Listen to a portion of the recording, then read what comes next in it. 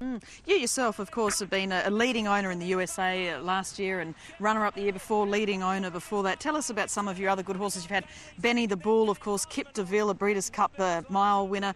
Benny the Bull won the Golden Shaheen. But tell us about some of your other interests in horses, in racing.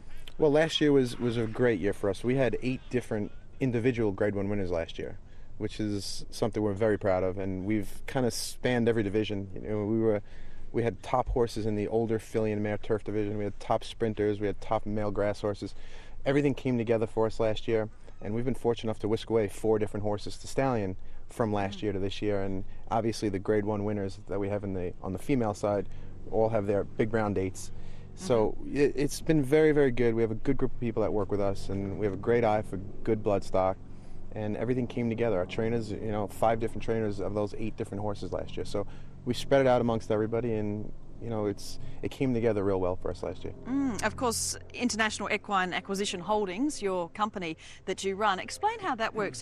It's more than just a syndication sort of a company, isn't it? Yeah, we're not a syndicate at all. Basically, we're a group of individuals that have put money in, just like John Singleton has come in and bought Vinery. We each own individual entities, and we've taken those entities and we've bought into IH as a whole. We each own individual equity in the entity, and we go out and we buy a wide array of horses, and we've also bought a medical center, which we built outside of Belmont Park, and we've put it together in one big package, and hopefully at the end, if it doesn't turn out to be the best financial investment, we certainly have had a lot of fun. So Big Brown himself, as a colt horse, and a horse that you're obviously very fond of, John Singleton obviously is too, but what is it? Is there more than just racetrack performance? I mean, he's a stunning, beautiful, magnificent horse, I guess, that's easy to really form a bond with for people to want to be involved with. Well, we're not sure what he is. Part of us says he's half dog, half human. He does things that I've never seen a racehorse do. I mean, there have been nights that we've gone out to dinner and we've spent evenings outside his stall with a bottle of wine and just staying with him, and he's one of the guys. I mean, he has the most easygoing temperament. He is not studdish at all. He is just a complete pet. I think that's the best way to put it. And then when you put him on the racetrack, he transforms himself from a pet to a machine, does what he does on the racetrack, and comes back and he's a pet again. It's nothing I've ever seen, and I've been around horses for a long time. And when the people around Vinery get to know him, they'll be sitting in the same seat saying exactly the same thing, because he's everything you could ever want in a horse. Your choice of colours too. Did you pick those, the red, white and blue? Very patriotic? No, they were developed by a consortium of people that wanted a little patriotism, and we've kind of stamped that logo. Those silks have gotten pretty good publicity in the States, to say the least. I guess you've had a fairly controversial life as well in terms of business. There have been a lot of criticisms about things that might have taken place when you were younger. Are there any regrets you have from a business point of view? No, I have no regrets at all. I was 22 years old. I was at a brokerage firm where some people got in trouble for some securities violations. I wasn't one of them, fortunately. Some people went to jail. They did some unfortunate things.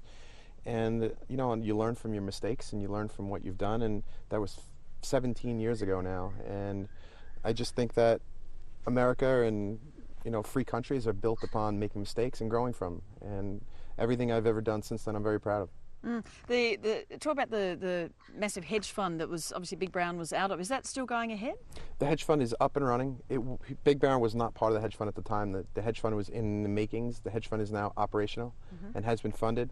And we're out there looking for horses to buy to put into it. And it's just the way we've been buying them. Sometimes they're readily available, sometimes they're not. So it's just about finding the right bloodstock. But the hedge fund is up and operational at this point. And you're putting a lot, as you said, the equine, the medical centre as well. So you're putting millions back into the industry. Is that privately owned, or how does that operate at Belmont? Yeah, IH owns that privately. We went out, we hired 2 of the biggest names in American equine medicine. And it's been very good for racing. It's helped owners and trainers, and horses were being sent 2,000 miles away to get good treatment, and now right there, it's in their backyard. And I think any owner that's successful in the game has to do their best to try to give back to the good well-being of the horses. And you have some of your horses too, I gather, you've donated to equine charities. How important is it to try and look after horses at the end of their career? Well, we donate probably more than any owner in America. I think the charities and being good to the game and being good to the people that surround the game is very vital.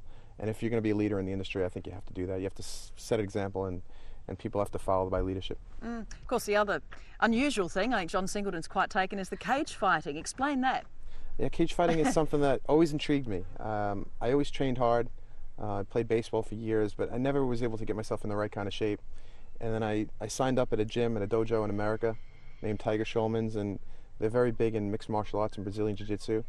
And as I picked it up, I realized I was pretty good at it, and they asked me to do some fighting within the community with other Tiger Schulman gyms, and I was beating the heck out of a bunch of guys. And then they said maybe you should do it and take it more seriously, and I have, and I've had a professional fight, and I was a winner of that, and now they're looking to line me up at the Florida Derby, so that's potentially something I might do on Florida Derby Day. But it's something I do for fun. It's not what I do for a living. Yeah. And as soon as I get hurt, I'm probably sure I'll stop. You're worried about the birds in the aviary? I think Singo's about to let all the birds out on top of you. Well, as I said, as long as they don't go to the bathroom, right? No, actually, I hear that's good news. Luck. I hear it's good luck, so I'm good. Gave you a Grade 1 winner the other day. Gave me a Grade 1 winner the other day. Exactly. Michael, it's been an absolute pleasure talking to you. Good luck with Big Brown coming down to Australia, and hope to see more of you here. Thank you.